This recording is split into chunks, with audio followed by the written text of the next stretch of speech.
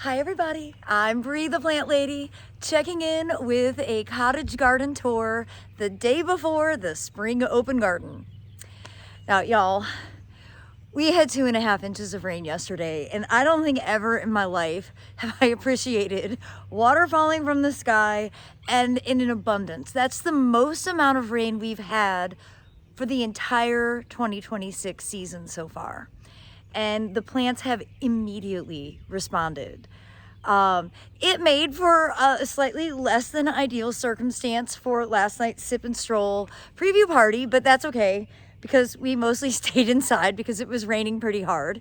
But my wildest dreams have actually come true. I've been saying all week, I think this bed here at the greenhouse is going to be in flower for Saturday's open garden, and well, it's actually happening. So just a few reminders, the open garden is free, no registration, rain or shine. We're open from noon to 4 p.m. We've got the plant sale all set up here. We have an awesome potter that's gonna be also set up, Denise Freetag Pottery. She's been to several other open gardens and she's coming again tomorrow morning. So I'm super excited to see her. And again, we're not doing the fall open garden. We will be doing a seed sale and cottage gardening kind of demonstration the weekend before Thanksgiving. But the spring open garden is going to be your primary opportunity to come and see the gardens at no charge with no reservation. So I do hope that you'll plan to be able to come out tomorrow. It's going to be a beautiful day, and well, there's so much to see that's in bloom. So let me go ahead and get this camera turned around. So I can't say what day all of these were sown because there were so many different sow dates. The original sow date was for the December seed sowing class. That was December 6th. And that's when the Schultea got put in. But I think a lot of the poppies that are blooming now were sown either in January or February. And to be frank, I've just lost track because I had no faith that this bed was going to come together. It was such a struggle. So to see this many flowers open today, I feel like my faith in myself is restored. I'll say this year being droughty and the plants, the garden just underperforming in so many ways, I've really felt like maybe I shouldn't even have a career in horticulture. Everything just seemed like such a failure. And so I'm feeling just so relieved to see the plants behaving the way I'm used to them behaving. I'm not used to living in droughts. I don't like drought conditions, but I'll give you a close-up of the poppies. These are favored by bees. They're just like bee smorgasbords at this moment. It's so fun to just come out and watch them float around and gather nectar in all the different colors. Again, if you're buying poppies from me, they're open pollinated, so you can expect to get this wide array of colors. So a disclaimer, the number one question that I get at Spring Open Garden is, why can't I buy poppy seeds? And I have a difficult time masking my irritation with that question. Where do you think the poppy seeds come from? Right here, they're not ripe. I don't have any poppy seeds to sell, and it's not the right time of year to plant them. So this is a time of year to see them, to get inspired, to start planning so that you can sow these then December to February. And I will not have seeds available until the November sale. And I need to make a few signs that are clearly placed in areas so that I don't have like a constant sarcastic smirk on my face tomorrow, because I really want to enjoy my time and I don't want to hear that question over and over again. Seeds don't just magically happen. They're strategic. These have to finish flowering. They have to then ripen. They have to get collected. They have to get stratified in a refrigerator. Then they have to get packaged. And then I have to plan events to actually distribute the seeds to the public. So it isn't just like, I'm not a factory, y'all. It's not how it works. So poppy seeds, larkspur seeds, nigella seeds, none of that is available in the plant sale at the Spring Open Garden because those are things that have to get sown with cold weather. Please remember that. I am going to do a container tour, but I wanted to give you an update on the poppies that I sowed in the pots. You see this one, they're growing. They should be in bloom probably next week. If I had these in more sun, they would probably be already blooming. This one has one flower open so far. And you see lots more to come. Like this will probably be open tomorrow. So again, you can grow poppies in containers. Just remember, they don't transplant. So you have to directly sow them. And then over here, this border also just starting to bloom. I'm so relieved, you guys. I can't even describe the amount of relief that I feel today. I have never appreciated rain more than I do right now in this moment. And the idea that I can actually put hoses up for the open garden. I can't believe it. I haven't taken hoses up like all year. This is the greatest thing ever. And just to show you, this is self-sown. I didn't seed any poppies in here, but I will next year, because even though this is a lot of shade, really it only gets about 4 hours of direct sunlight. That is enough for the poppies to be able to bloom and grow quite successfully. So even if you're living with a lot of shade, I think you can actually still have some success with growing poppies in morning exposure, afternoon shade. And look at that Carolina blue sky. Oh, it is so beautiful out. And it's like a temperature where you could have long sleeves on. After the hellish April that we experienced, this feels like the greatest gift of all time. I just cannot get over it. So obviously the rose campion is in full bloom, and this border looks incredible. It has been looking great for quite some time. The larkspur is all in flower. I've got not that many poppies, but a few poppies growing in here.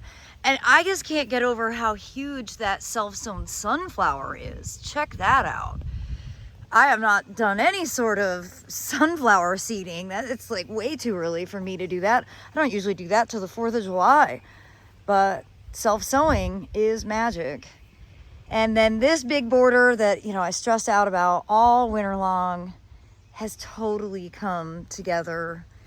The grains aren't blooming, but that's okay. They probably will be blooming when I host David Sabio's Celebration of Life. And that was my kind of secondary goal, was to make this backdrop look really great for the end of May. I think that will definitely be coming true.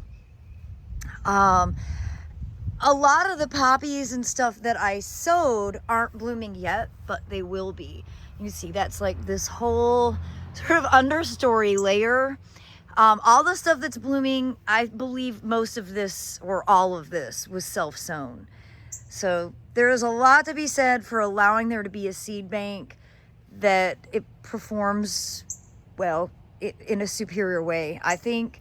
But all the stuff that I did sow is certainly still alive, and it will continue to flower. So I think for the first time ever, I'm gonna have a really long season to be able to enjoy these spectacular cottage garden borders. And of course, there's a whole bunch of summer stuff that's growing in there, including a lot of zinnias and cosmos. So it'll be interesting to experience the seasonal change out.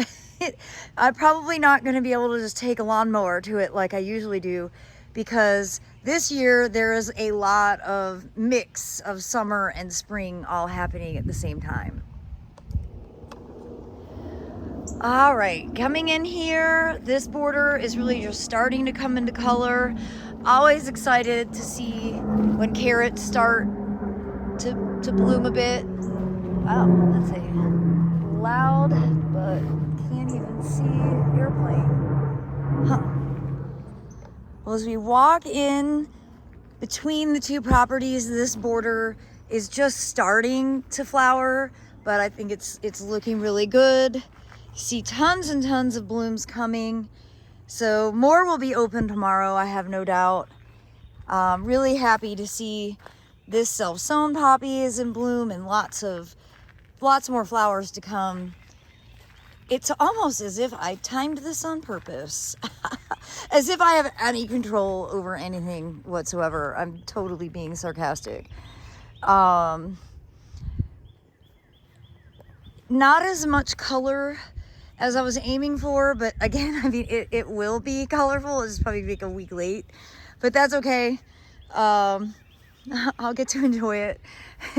We have a class coming up on June 6th. This is the next class. So I actually have a feeling that these borders will look quite nice even that late. So it'll give me something to look forward to.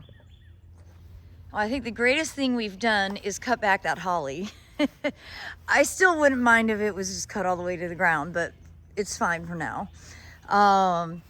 This section looking messy but very cottagey with the great nigella and all of the corn poppies, and then of course that fabulous carrot back there. And last night during the sip and stroll, I was getting questions about this purple bush, and that is a highly neglected hazelnut. I got it in an auction at the J.C. Ralston probably a decade ago, and you know, planted it far too close to that willow and to that hydrangea, and I cut it back with some regularity and really just let it have that juvenile growth, and I think it looks really pretty. And these poppies are doing beautifully. I just love seeing the bees. They're the happiest bees when it's poppy season.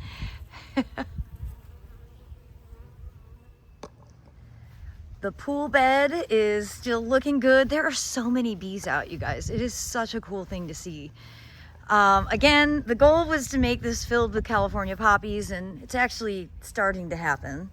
I just think if we had had more rain earlier on, and rain is better than city water when you're irrigating. Rain is such a critical component to being a successful gardener.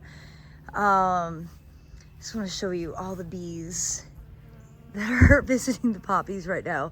They are just so cool. This is a really magical day. Of course, if you're bringing children tomorrow and your kids are afraid of bees, that's probably not the best idea. Maybe just teach your kids to not be afraid of insects, and they'll grow up to be better stewards of the planet.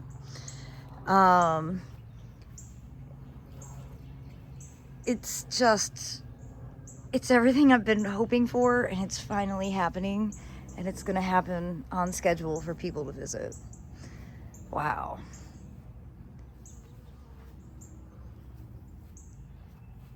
I was worried that these would not still be flowering, these self-sown ones, and they have bloomed out a lot, but there are still more flowers to come.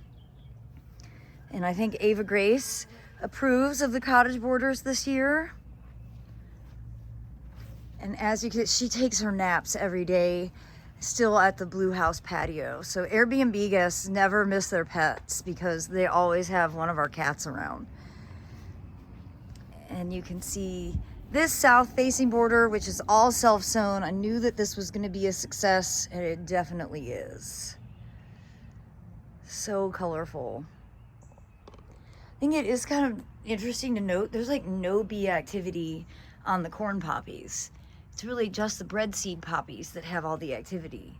And see, no bees here, but here's a breadseed poppy. You've got a bee on it.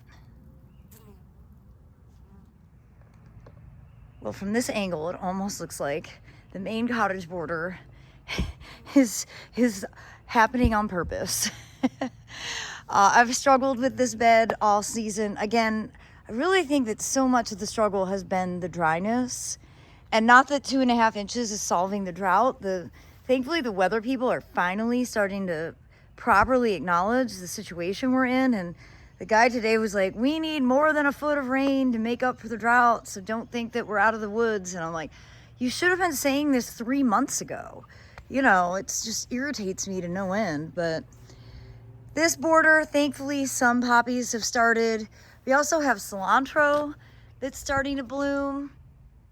Again, a massive amount of poppies that are going to flower. They're just going to be several weeks late, which is fine because that just will, again, extend the season of this border and how it looks. I am planning to do a little updating here today, just a little refresh, and I think I'm actually going to go ahead and cut back some of these spent daffodils. No, they're not quite ready to be cut back. It's just the deer have been laying on them, and so they look especially messy. And Sophia is here guarding the front door, as she does. Hey, Golden Panther, will you say hi?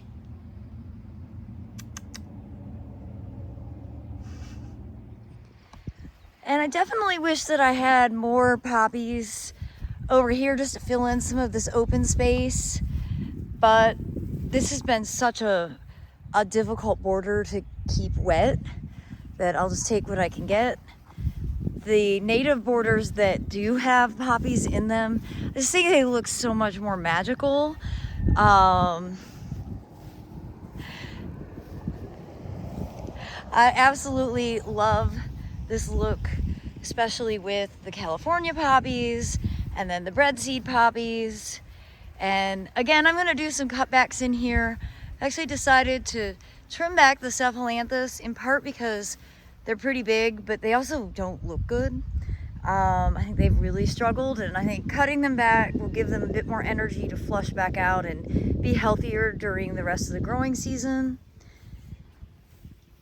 And, well, you know, just trying to keep myself busy today so that I won't die of anticipation for greeting people tomorrow. Well, everybody, I'm super excited to welcome visitors tomorrow to the Spring Open Garden. Again, I've put the link in the description so that you have easy access to all the information you need. And I do hope that you will be inspired by today's cottage garden tour right here from Fuquay-Varina, North Carolina. As always, thanks for watching and happy gardening.